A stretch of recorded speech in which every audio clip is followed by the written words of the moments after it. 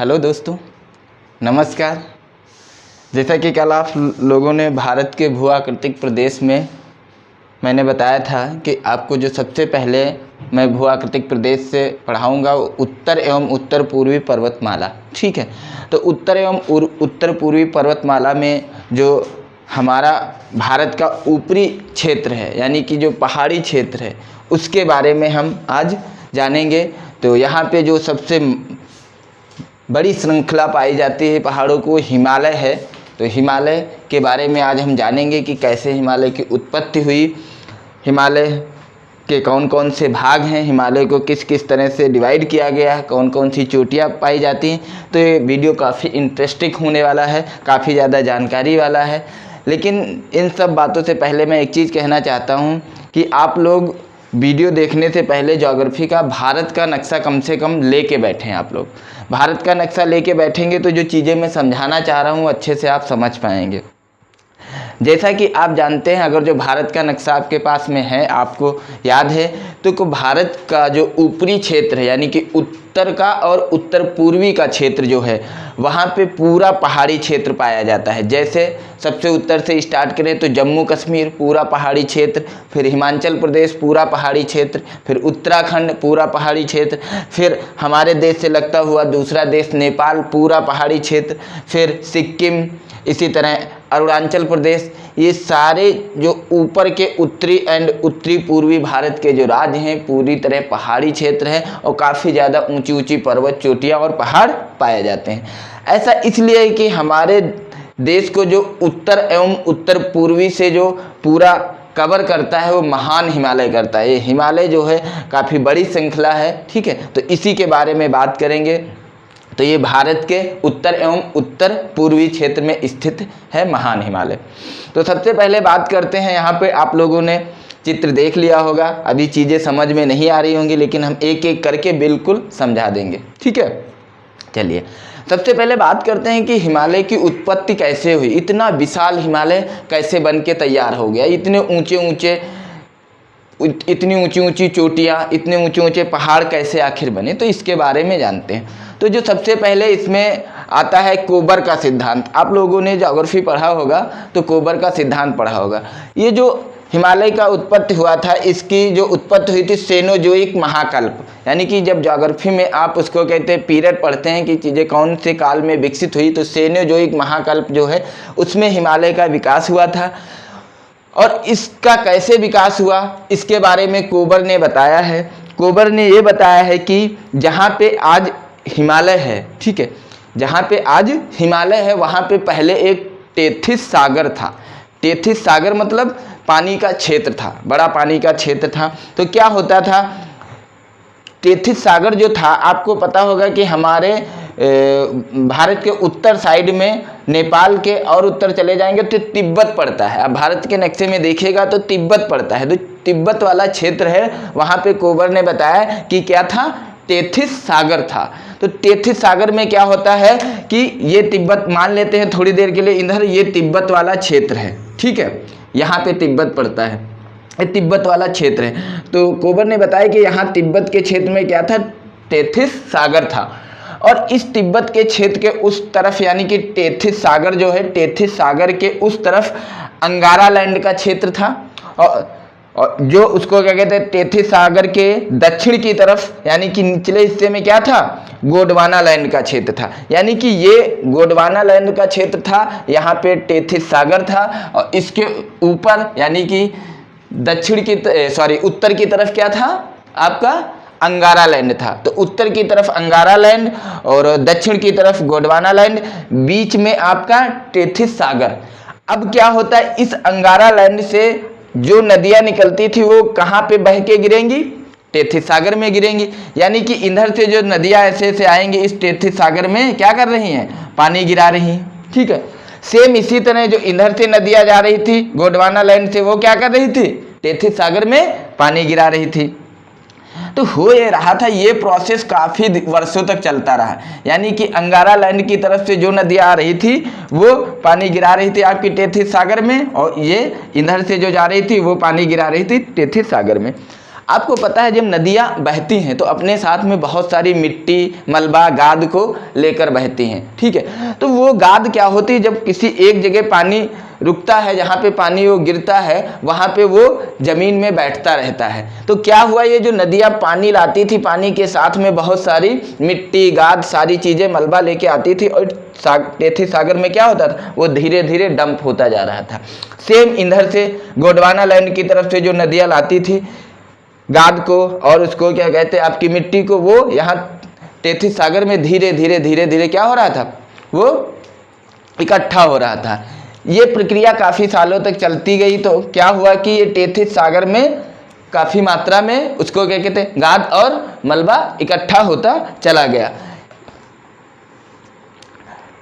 फिर क्या होता है, इस टेथी सागर का धीरे धीरे अवतलन स्टार्ट हो गया। यानी कि अवतलन का मतलब ये होता है कि इसकी जो गहराई थी, गहराई में मिट्टी और गाद की मात्रा बढ़ती गई और ऊपर की तरफ पानी का क्षेत्र कम होता गया। ये प्रक्रिया काफ़ी दिनों तक चलती रही। फिर क्या होता है, इस अवतलन की प्रक्रिया के कारण ये अंगारा लैंड, यानी कि ये अंगारा लैंड आपके इस टेथी सागर पे इस तरफ से फोर्स लगाता है, ठीक है। एक गोंडवाना लैंड क्या करता है, इस तरफ से फोर्स लगाता है। फोर्स का मतलब होता है दबाव देता है, और ये इस तरफ को दबाव देता है। तो एक एग्जाम्पल के लिए मान लीजिए यहाँ पे एक ईंट रखिए, यहाँ पे एक ईंट रखिए, ठीक है, और बीच में यहाँ पे गीली मिट्टी रख दीजिए पानी के साथ में, और इन दोनों ईंट को एक दूसरे की तरफ दबाएंगे तो मिट्टी क्या होगी, ऊपर की तरफ उठेगी। आप ऐसा क्या कर सकते हैं, एक प्रोजेक्ट कर सकते हैं घर में। यानी कि दो ईंट रखे, बीच में गीली मिट्टी रखिए, दोनों ईंटों के इस तरफ एक दूसरे की तरफ दबाइए तो ये बीच की जो गीली मिट्टी है ऊपर की तरफ उठेगी। तो कोबर का कहना ये था कि सेम कुछ ऐसे ही प्रक्रिया हुई। अंगारा लैंड जब इधर खिसकता चला गया, गोंडवाना लैंड ये इधर की तरफ फोर्स लगाता गया, तो टेथी सागर में जो उसको कहते गाद, मिट्टी, मलबा था, तो ये क्या हुआ, ये ऊपर की तरफ उठा। तो जब ये ऊपर की तरफ उठा तो ये ऐसे फोर्स पड़ता गया, ऊपर की तरफ उठता गया और यहाँ पे बहुत बड़ा बड़ा उसको कहते हैं पहाड़ और महान हिमालय की उत्पत्ति होगी, ऐसा कोबर ने बताया, ठीक है। तो ये इतना महान हिमालय का निर्माण हुआ कोबर के इस सिद्धांत के अकॉर्डिंग। आप लोगों को समझ में आया होगा। ये अंगारा लैंड बहुत बड़ा क्षेत्र था, ये सेम गोंडवाना लैंड भी बहुत बड़ा क्षेत्र था। ये दोनों जब इस टेथी सागर को एक दूसरे की तरफ फोर्स किए, दबाए, तो यहाँ पे बहुत सारा उसको कहते हैं मिट्टी ऊपर की तरफ उठी और ये इतना महान हिमालय का निर्माण हुआ, ठीक है। सेम ये चीजें कोबर ने बताई। दूसरा हेरी हेन का एक सिद्धांत है प्लेट टेक्टोनिक थ्योरी। उन्होंने बताया कि हिमालय की उत्पत्ति कैसे हुई। कोबर ने आपको बताया तो ये कॉन्सेप्ट आपको समझ में आया होगा। सेम दूसरे एक साइंटिस्ट हैं हेरी हेन। कोबर जो साइंटिस्ट थे ये जर्मनी के थे। हेरी हेन ने बताया प्लेट टेक्टोनिक के आधार पे कि कैसे हिमालय की उत्पत्ति हुई। अब प्लेट टेक्टोनिक सिद्धांत को समझने से पहले हमें जानना पड़ेगा कि ये प्लेट टेक्टोनिक होता क्या है।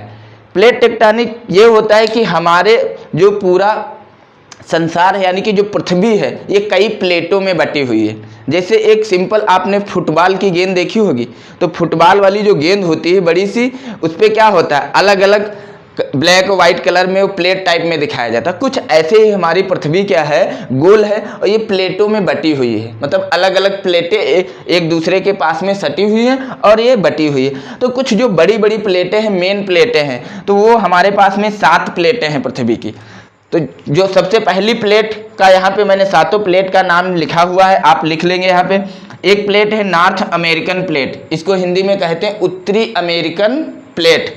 दूसरी है यूरेशियन प्लेट, यूरेशियन प्लेट। तीसरी है इंडियन प्लेट, यानी कि भारतीय प्लेट या इंडियन प्लेट। चौथी है साउथ अमेरिकन प्लेट, यानी कि दक्षिणी अमेरिकन प्लेट। पांचवी है अफ्रीकन प्लेट, यानी कि अफ्रीकन प्लेट। छठी है पैसिफिक प्लेट, जो पैसिफिक सागर है उसी के नाम पे पैसिफिक प्लेट। सातवीं है अंटार्कटिक प्लेट, ठीक है, आर्कटिक प्लेट, यानी कि 7वीं नंबर आर्कटिक प्लेट। ये 7 प्लेटें हैं। तो हेरी हेन ने बताया कि यहाँ पे सेम हेरी हेन ने क्या बताया, इस 7 प्लेटें में से जो 2 प्लेटें थी, कौन कौन सी, एक इंडियन प्लेट। भाई इंडियन प्लेट कहाँ होगी, इंडिया भारत वाले क्षेत्र में होगी। तो उन्होंने बताया इंडियन प्लेट और दूसरी Eurasian plate, Eurasian plate, Hindi में लिख देते हैं भारतीय प्लेट और यूरेशियन प्लेट। ठीक है, तो हेरी हेर ने क्या बताया, ये दोनों प्लेटें थी। ठीक है, तो ये प्लेट जो थी यूरेशियन प्लेट, ये तिब्बत की तरफ यानी कि चाइना तिब्बत की तरफ थी, और ये इंडियन प्लेट भारत की तरफ थी यानी कि दक्षिण की तरफ कौन सी थी, इंडियन प्लेट। और यूरेशियन प्लेट किधर थी, तिब्बत की तरफ यानी कि उत्तर की तरफ। बीच में इन्होंने भी बताया क्या, टेथिस सागर था।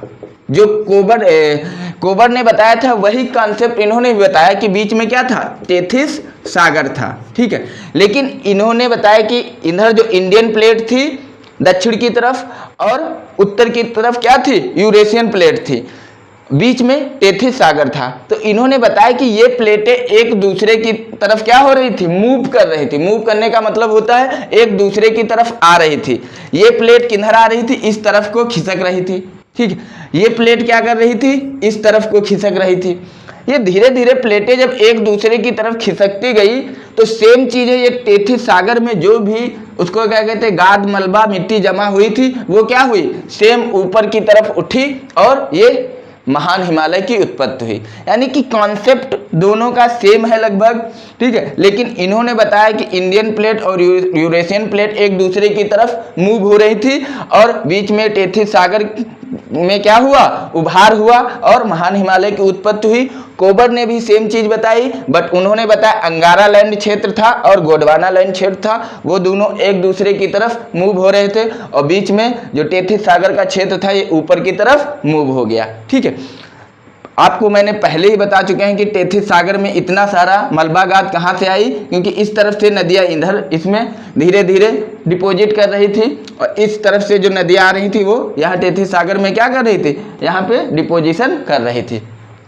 तो दोनों कॉन्सेप्ट ने आपने ये सीखा कि दोनों तरफ से क्या हो रहा है, फोर्स लग रहा है टेथिस सागर में, और टेथिस सागर का जो मलबा था ऊपर को उठा और ये इस महान हिमालय का क्या हो गया, निर्माण हो गया। ठीक है, आप लोग ये जान लेंगे यहाँ पे कि जो हिमालय है, हिमालय की ऊंचाई आज भी बढ़ रही है, यानी कि हिमालय अभी भी क्या हो रहा है, ऊपर की तरफ उठ रहा है। हिमालय अभी भी इसको क्या डायनामिक है, गतिशील है, यानी कि अभी भी यूरेशियन प्लेट और भारतीय प्लेट एक दूसरे की तरफ दबाव डाल रहे हैं और इसमें हिमालय जो है, जहाँ पे टेथिस सागर था वहीं पे अब हिमालय और धीरे धीरे ऊपर की तरफ उठ रहा है। इसीलिए जो हिमालय पे चोटियाँ हैं उनकी ऊंचाई धीरे धीरे बढ़ रही है। ठीक है, तो ये चीज, तो हिमालय का आज भी विकास जारी है। ठीक है, तो चलते हैं। ये बेशक आप लोगों को ये अच्छे से समझ में आ गया होगा कि महान हिमालय की उत्पत्ति कैसे हुई है। ये दोनों सिद्धांत आप लोग याद रखिएगा। ठीक है, अब चलते हैं, अब बात करते हैं कि यहाँ पे हिमालय का विकास हुआ। जब दबाव पड़ा टेथिस सागर पे तो एक ही साथ दबाव नहीं पड़ा, एक क्रम में लगातार दबाव पड़ता गया, तो कई हिमालय की श्रृंखलाएं उसको क्या कहते हैं, क्या हो गई, विकसित हो गई। तो यह बेसिक हम 3 श्रृंखलाएं पढ़ेंगे क्योंकि हमारे भारत से इनका जुड़ाव है और यहाँ से क्वेश्चन बनते हैं। जैसे सबसे पहले यहाँ पे सबसे ऊपर जो मैंने ब्लैक कलर से दिखाया है ये आपका है महान हिमालय या बृहद हिमालय। क्या है, महान हिमालय या बृहद हिमालय। ये यहाँ जम्मू कश्मीर से लेके या यहाँ अरुणाचल प्रदेश, फिर यहाँ उसको क्या कहते हैं म्यांमार होते हुए नीचे तक ये ऐसे फैला हुआ है। ओके, दूसरे नंबर पे आप लोगों ने पढ़ा होगा पहले भी, मध्य हिमालय है, यानी कि जो दूसरे नंबर की श्रेणियाँ हैं वो कौन सी हैं, मध्य हिमालय की हैं। तीसरे नंबर की जो श्रेणियाँ हैं वो ब्रहा हिमालय यानी कि शिवालिक इसको बोलते हैं। ब्रहा मतलब बाहरी हिमालय और शिवालिक हिमालय। तो अगर जो हम दक्षिण से उत्तर की तरफ क्रम लगाएं तो कौन सा आता है, ब्रहा हिमालय यानी कि जिसे शिवालिक कहते हैं, हिमालय आबलिक शिवालिक, इसे ही शिवालिक कहते हैं। फिर इसके ऊपर कौन सा है, मध्य हिमालय या लघु हिमालय। फिर है आपका बृहद हिमालय, बृहद हिमालय या महान हिमालय, महान हिमालय, ठीक है, या सर्वोच्च हिमालय, ठीक है। तो ये इस तरह से क्रम नीचे से ऊपर की तरफ यहाँ पे दिखाया भी गया है आप लोगों को। अच्छा, एक चीज बात करते हैं, जो बृहद हिमालय और महान हिमालय है ये, और मध्य हिमालय या लघु हिमालय, ये दोनों एक दूसरे से जो अलग होते हैं, तो इनके बीच में जो पाया जाता है उसको क्या कहते हैं? सच्चर जोन, सच्चर जोन, ठीक है। यानी कि इस सच्चर जोन से इन दोनों हिमालय दोनों श्रेणियाँ क्या हो रही हैं, दोनों श्रृंखलाएं अलग होती हैं। इन दोनों के बीच में जो पाया जाता है उसे कहते हैं, सॉरी यहाँ पे नहीं, बृहद हिमालय और मध्य हिमालय जो अलग होता है, ये मेन, आप लोग लिख लेंगे, मेन सेंट्रल थ्रस्ट के द्वारा अलग होते हैं, ठीक है, अलग होते हैं।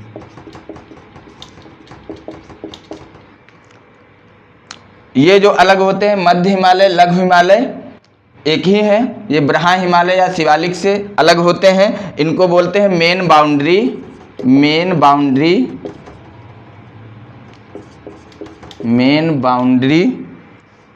फाल्ट, मेन बाउंड्री फाल्ट के द्वारा अलग होते हैं, के द्वारा अलग होते हैं,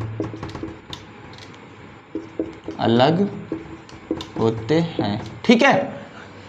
अच्छा, ये जो बृहद हिमालय है, महान हिमालय, इसके ऊपर भी पाया जाता है, इसे हम लोग बोलते हैं पार हिमालय या ट्रांस हिमालय, पार हिमालय या ट्रांस हिमालय, ठीक है। ये पार हिमालय और जो ट्रांस हिमालय है, ये हमारे बृहद हिमालय या महान हिमालय से अलग होता है, इसे कहते हैं सचर जोन, सचर जोन के माध्यम से अलग होता है। बेसिकली यहाँ पे हम इसके बारे में नहीं पढ़ेंगे, ट्रांस हिमालय या पार हिमालय, क्योंकि ये हमारे कोर्स से बाहर है। ये इधर आपका तिब्बत के उत्तरी साइड में आपका चाइना के क्षेत्र में पड़ता है, तो ये यहाँ पे हम नहीं पढ़ेंगे। क्वेश्चन यहाँ से बनते हैं जो हमारे भारत के क्षेत्र में आते हैं, ठीक है। फिर इसके पार में ये ट्रांस हिमालय में कुल्लू मनाली, ये उसको क्या कहते हैं, आपकी पहाड़ियाँ पड़ती हैं, श्रृंखलाएँ पड़ती हैं जो चाइना में है, ठीक है, तिहानसान, कुल्लू मनाली, ये सारी, तो उसके बारे में हम नहीं पढ़ेंगे। ये चीज़ें आप लोगों को क्लियर हो गई होंगी, इसको मिटा देते हैं। चलिए, अब यहाँ पे तो जो आपका महान हिमालय की श्रृंखला है, ये पूरी तरह यहाँ जम्मू कश्मीर से लेके यहाँ अरुणाचल प्रदेश म्यांमार तक क्या है, जुड़ी हुई है, कहीं भी क्या है, टूटी फाटी नहीं है। टूटी फाटी का मतलब होता है एक श्रृंखला पहाड़ी की चल रही है, बीच में गैप नहीं है। ये क्या है, ये जो मध्य हिमालय है, इसकी श्रृंखला कहीं कहीं पे बीच में टूटी हुई है, और ये जो बृहद हिमालय शिवालिक है, ये तो कहीं कहीं पे है, कहीं कहीं पे गायब हो गई है, ठीक है। तो ये महान हिमालय, मध्य हिमालय और शिवालिक, इन तीनों के बारे में पढ़ना है। जो सबसे ऊंची चोटियां पाई जाती हैं, जो सबसे ऊंची श्रृंखला है, वो कौन सी है, महान हिमालय या मध्य हिमालय। तो सबसे पहले अब हम पढ़ते हैं महान हिमालय के बारे में, जानते हैं क्या है महान हिमालय, इसके बारे में कुछ पॉइंट लिखते हैं। महान हिमालय या बृहद हिमालय, बृहद हिमालय,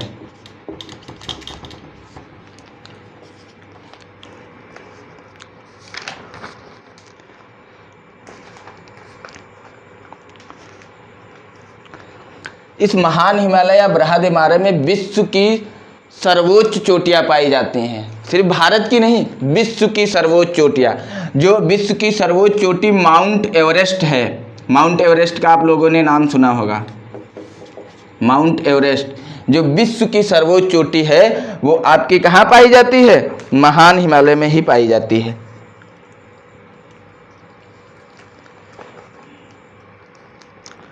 विश्व की सर्वोच्च चोटी माउंट एवरेस्ट तो महान हिमालय में पाई जाती, साथ में विश्व की सबसे 10, यानी कि विश्व की सबसे 10 सर्वोच्च चोटियां इसी महान हिमालय पे पाई जाती हैं, जिसमें से कुछ नाम मैं बता रहा हूँ, ठीक है। माउंट एवरेस्ट, मकालू, मसालू, कंचनजंगा, ठीक है, ये सारी चोटियाँ आपकी क्या हैं, महान हिमालय पे पाई जाती हैं। अच्छा, एक क्वेश्चन बनता है, विश्व की सर्वोच्च चोटी, तो आप बताएंगे माउंट एवरेस्ट। अगर जो पूछ लेता है भारत की सर्वोच्च चोटी, विश्व की सर्वोच्च चोटी कौन सी है, माउंट एवरेस्ट। भारत की सर्वोच्च चोटी, सर्वोच्च चोटी तो वो कौन सी है, K2। ये K2 कहाँ पाई जाती है, अभी हम काराकोरम पहाड़ियों के बारे में चर्चा करेंगे। काराकोरम श्रेणी जो आपके जम्मू कश्मीर में है, तो ये काराकोरम श्रेणी पे पाई जाती है K2, इसको गाडविन ऑस्टिन बोलते हैं। ये भारत की सर्वोच्च चोटी है, आपको कंफ्यूज नहीं होना है। विश्व की सर्वोच्च चोटी माउंट एवरेस्ट, भारत की सर्वोच्च चोटी अगर जो पूछ ले तो K2, ठीक है। और तीसरा एक क्वेश्चन और बनता है, हिमालय की, नंबर 3, हिमालय की सर्वोच्च हिमालय की सर्वोच्च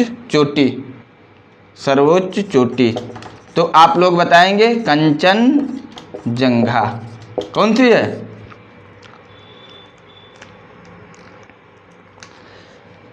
अब देखना, विश्व की सर्वोच्च चोटी माउंट एवरेस्ट, भारत की सर्वोच्च चोटी K2, हिमालय की सर्वोच्च चोटी भारत में, यानी कि भारत में स्थित हिमालय की सर्वोच्च चोटी कौन सी है, कंचनजंगा। ये कहाँ पे पाई जाती है, यहाँ सिक्किम में पाई जाती है, कंचनजंगा सिक्किम में पाई जाती है। तो 3 क्वेश्चन आपके बनते हैं, तीनों अलग अलग हैं। अगर जो आपसे पूछता है विश्व की सर्वोच्च चोटी, तो भी हिमालय में पाई जाती है, बृहद हिमालय में, लेकिन ये नेपाल में पाई जाती है, जिसका नाम है माउंट एवरेस्ट। तो ये भारत की सर्वोच्च नहीं है, ये विश्व की सर्वोच्च चोटी आपकी माउंट एवरेस्ट, जो कि नेपाल में पाई जाती है। अगर जो क्वेश्चन पूछता है भारत की सर्वोच्च चोटी, तो आप बताएंगे K2, गाडविन ऑस्टिन। अगर जो पूछता है हिमालय पर स्थित भारत की सर्वोच्च चोटी, तो आप कहेंगे कंचनजंगा, जो कि सिक्किम में पाई जाती है। और K2 कहाँ पाई जाती है, जम्मू कश्मीर में। माउंट एवरेस्ट आपकी नेपाल में। क्लियर हुए तीनों क्वेश्चन। चलिए, आपने जाना जो महान हिमालय है, इसमें सर्वोच्च चोटियां पाई जाती हैं।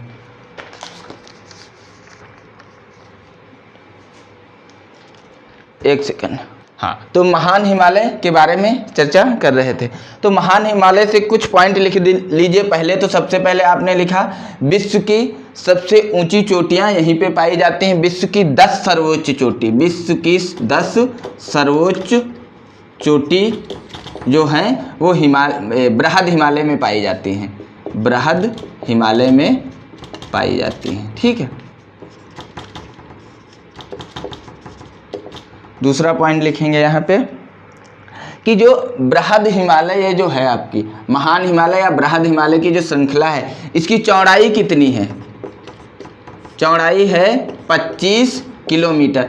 चौड़ाई का मतलब होता है ये कितने चौड़े क्षेत्र में फैला हुआ है, ठीक है। तो इसकी चौड़ाई जो है वो लगभग 25 किलोमीटर। लंबाई का मतलब होता है यहाँ से कहाँ तक, कितनी दूर तक फैली हुई है श्रृंखला। तो इसकी लंबाई जो है, चौड़ाई है 25 किलोमीटर, लगभग लंबाई है 6100, लंबाई नहीं, ऊंचाई 6100 मीटर।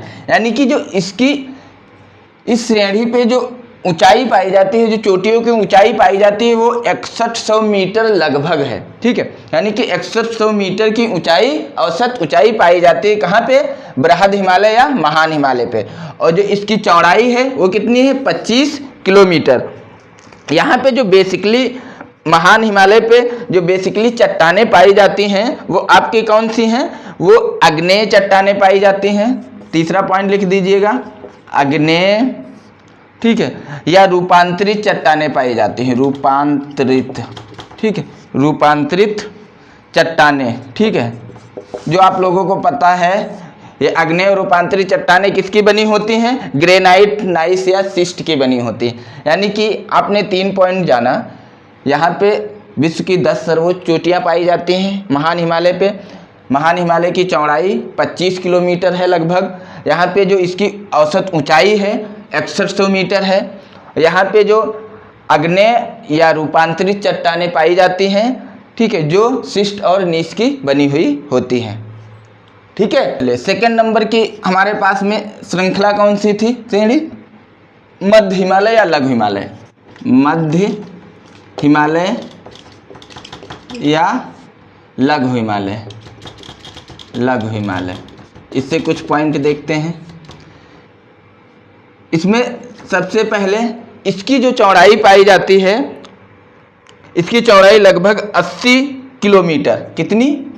80 किलोमीटर चौड़ाई है। यानी कि आपने देखा जो मध्य हिमालय है इसकी चौड़ाई ज़्यादा है, और जो आपका महान हिमालय था उसकी चौड़ाई कितनी थी? 25 किलोमीटर। इसकी चौड़ाई लगभग 80 किलोमीटर है।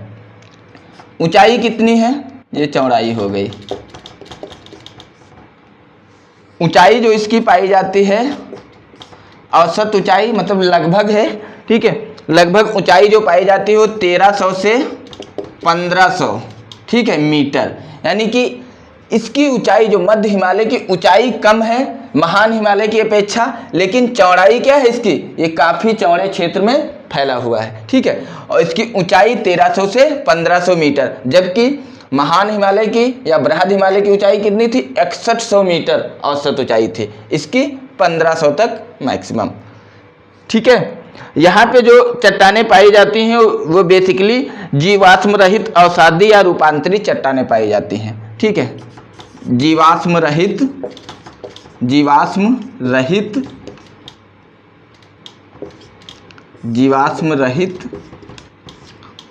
अवसादी या रूपांतरित चट्टानें पाई जाती हैं। रूपांतरित चट्टानें पाई जाती हैं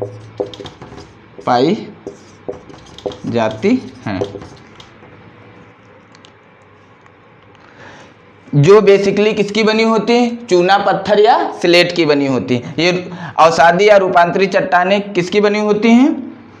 चूना पत्थर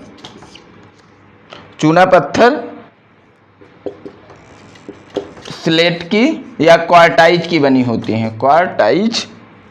क्वार्टाइज की बनी होती हैं। ठीक है, तो ये पॉइंट आपने देखा मध्य हिमालय से। यानी कि जो मध्य हिमालय हमारा है, मध्य हिमालय की जो श्रेणी है उसकी चौड़ाई लगभग 80 किलोमीटर, ऊंचाई औसत 1300 से 1500 मीटर, और इसमें जो चट्टानें पाई जाती है वो जीवाश्म रहित अवसादी या रूपांतरित चट्टानें पाई जाती हैं जो चूना पत्थर, प्लेट या क्वार्टाइज की बनी होती हैं। नंबर 3 पे देखते हैं, कौन सा है हमारा? ब्रहा हिमालय। ठीक है, तीसरे नंबर देखते हैं, तीसरा नंबर पे कौन सी श्रेणी है? ब्रहा हिमालय या शिवालिक। इसके बारे में कुछ पॉइंट जानते हैं। जो ब्रहा हिमालय जो शिवालिक है, जो सबसे दक्षिण में है, नीचे साइड में, इसकी जो चौड़ाई है वो लगभग 8 किलोमीटर। इसकी चौड़ाई लगभग कितनी है? चौड़ाई 8 किलोमीटर है। मार्कर नहीं चल रहा है। इसकी चौड़ाई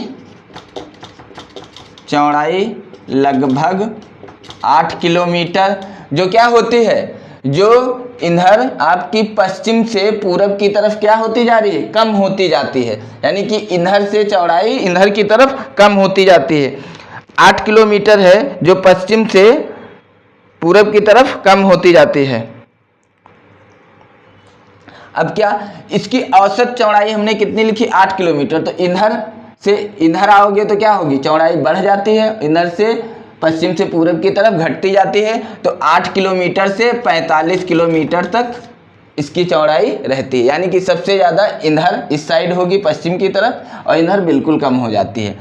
दूसरा इसकी खास बात है, ये जो श्रेणी है यानी कि जो ब्रहा हिमालय जिसे शिवालिक कहते हैं, ये श्रृंखला कटी फटी है। यानी कि कटी फटी का मतलब होता है कंप्लीट नहीं है। ठीक है, कटी फटी है, यानी कि यहाँ थोड़ी दूर तक है, फिर नहीं है, फिर है, फिर नहीं है। तो इस तरह से कंटिन्यूअस में ये श्रृंखला शिवालिक नहीं है। ठीक है, तीसरा पॉइंट देखते हैं। इसकी ऊंचाई जो है, इसकी औसत ऊंचाई भी जान लेते हैं। औसत ऊंचाई जो है 900 से लगभग 900 से 1500 मीटर, यानी कि 900 से लेकर 1500 मीटर तक इसकी ऊंचाई लगभग पाई जाती है। किसकी? शिवालिक की, यानी कि ब्रह्मा हिमालय की। ठीक है, फिर चलते हैं इस पे जो होता है, अगला पॉइंट है यहाँ जो यहाँ पे जो आपका चट्टानें पाई जाती हैं, यहाँ पे जो शिवालिक पे चट्टानें पाई जाती हैं वो किसकी बनी हुई होती हैं? ये चट्टानें बेसिकली बलुआ पत्थर, हाँ, शिवालिक पे जो चट्टानें पाई जाती हैं, अगला पॉइंट देखेंगे, शिवालिक पे जो चट्टानें पाई जाती हैं वो बेसिकली बनी होती हैं बलुआ पत्थर या चिकनी मिट्टी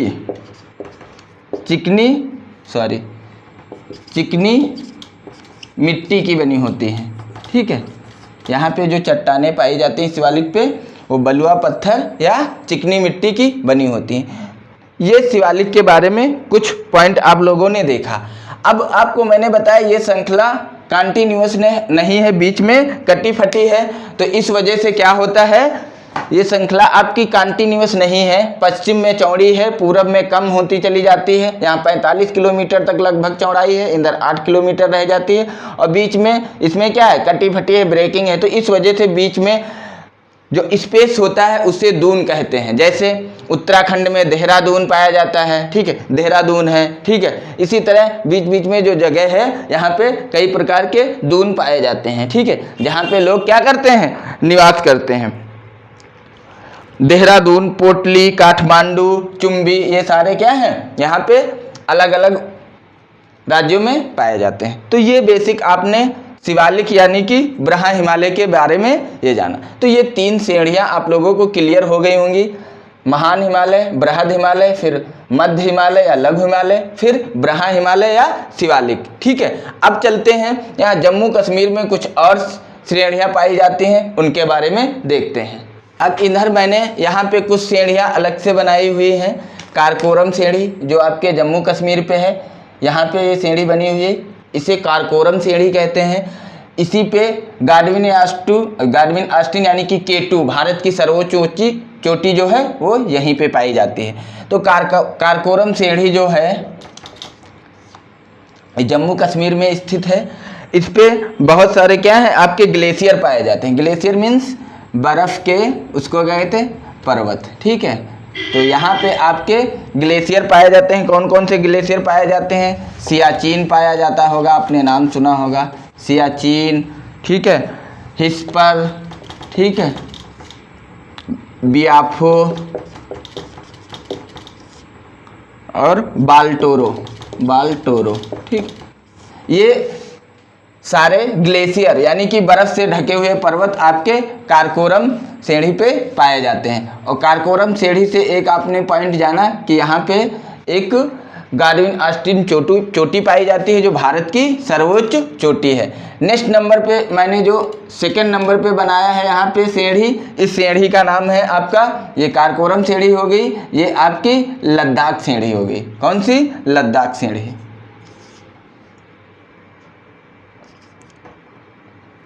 लद्दाख श्रृंखला या श्रेणी, ठीक है, ये आपकी लद्दाख श्रेणी पाई जाती है। फिर इसके बाद में यहाँ पे जास्कर श्रेणियाँ पाई जाती हैं। नंबर 3 पे जम्मू कश्मीर में, ये तीसरे नंबर पे मैंने जो बताया है, ये कौन सी हैं? जास्कर श्रेणी। आप भारत के नक्शे में देखेंगे तो आपको साफ साफ दिखाई देगा, ठीक है।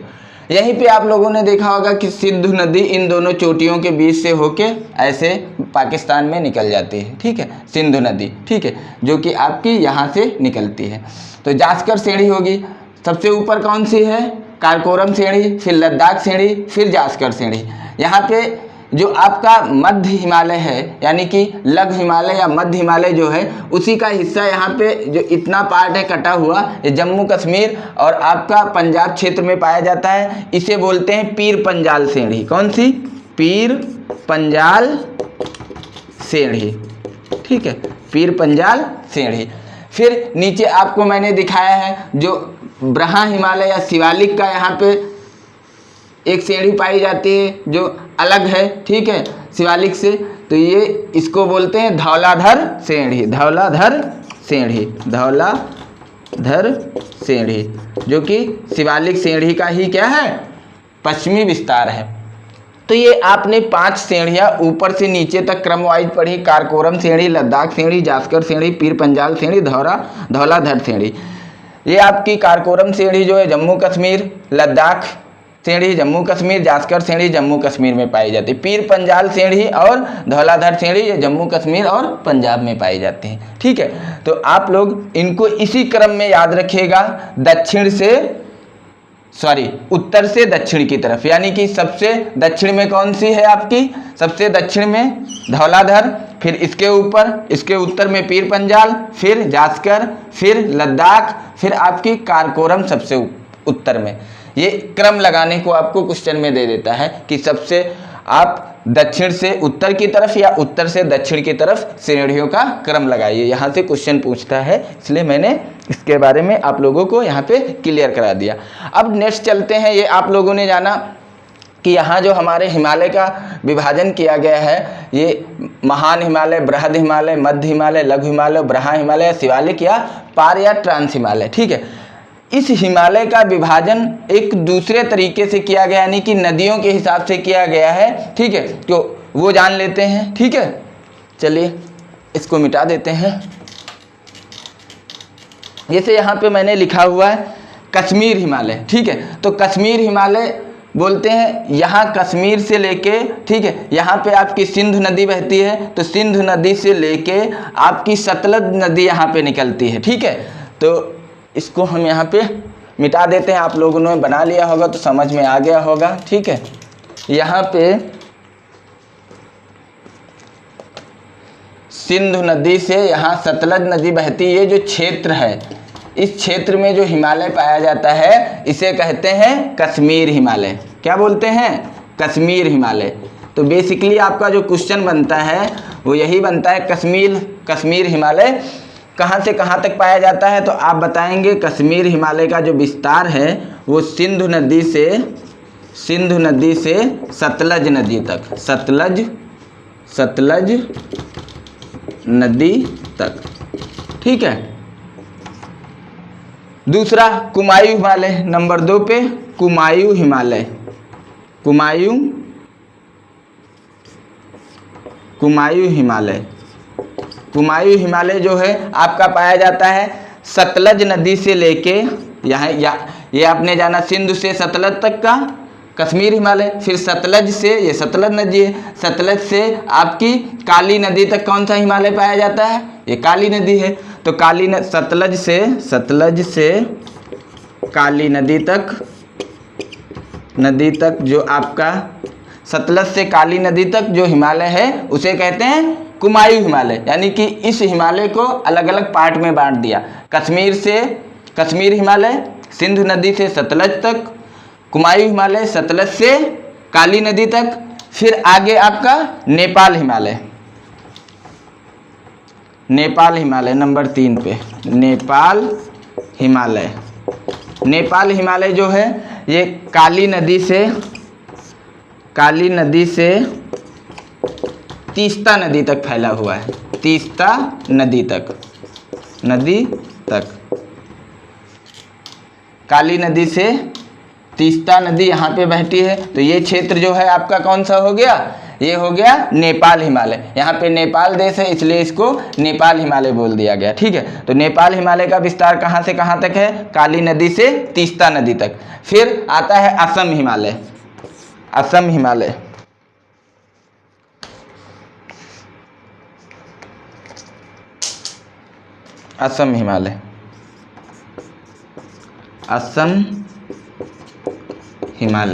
असम हिमालय का जो विस्तार है वो तीस्ता नदी से लेके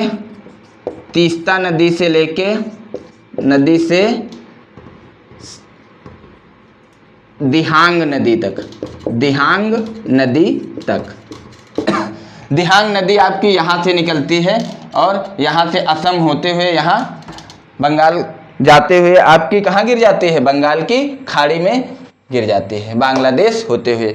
तो ये दिहांग नदी आपकी ब्रह्मपुत्र नदी को ही असम में क्या बोलते हैं, जब अरुणाचल प्रदेश में प्रवेश करती है तो ब्रह्मपुत्र नदी को ही यहाँ पे उसको क्या कहते हैं, सॉरी, जो चाइना तिब्बत वाला क्षेत्र वहाँ पे जो ब्रह्मपुत्र नदी बहती है, तो ये जब अरुणाचल प्रदेश में प्रवेश करती उससे पहले इसको दिहांग नदी बोला जाता है। इसलिए यहाँ पे दिहांग नदी तक आपने लिखा कि कौन सा हिमालय, असम हिमालय, तीस्ता से दिहांग नदी तक असम हिमालय। जब ब्रह्मा नदियों के बारे में बताएंगे तो आपको क्लियर करेंगे कि ब्रह्मपुत्र नदी को कहाँ पे क्या बोला जाता है। तिब्बत में दिहांग, फिर दिबांग, फिर आपका इधर ब्रह्मपुत्र नदी बोली जाती है। ठीक है, तो चलिए, ये आप लोगों को वीडियो अच्छा लगा हो तो लाइक एंड सब्सक्राइब करिएगा, चीज़ों को नोट करिएगा, सही से नोट्स बनाइएगा, अच्छे से बार बार वीडियो देखिएगा, आपको समझ में आएगा। यहाँ से काफ़ी ज़्यादा क्वेश्चन पूछे जाते हैं हिमालय के बारे में। एक बार हिमालय का मैप दिमाग में बैठ जाएगा तो आसानी से क्वेश्चन हल कर पाएंगे। वीडियो को जिन लोगों को आवश्यकता है, ठीक है, उन लोगों तक पहुँचाइए, लाइक करिए, सब्सक्राइब करिए और वीडियो को शेयर करिए। थैंक यू, धन्यवाद।